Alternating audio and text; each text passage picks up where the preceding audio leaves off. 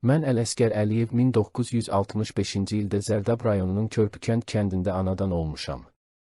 Orta təhsilimi kənd məktəbində almışam. Sovet ordusunda hərbi xidmət keçdikdən sonra Rusiyanın Ufa şəhərində ali məktəbə qəbul olundum. Bir müddət sonra ali təhsilimi yarımçıq qoyaraq doğma kəndimə qayıtdım. Bərdədə texnikuma daxil olaraq avtomobillərin təmiri və texniki qulluq ixtisası üzrə təhsil aldım. Eyni zamanda Ağdaşda xüsusi ilahiyyat dərsi almışam. 1988-ci ildə ailə qurdum, 2 oğul atasıyam.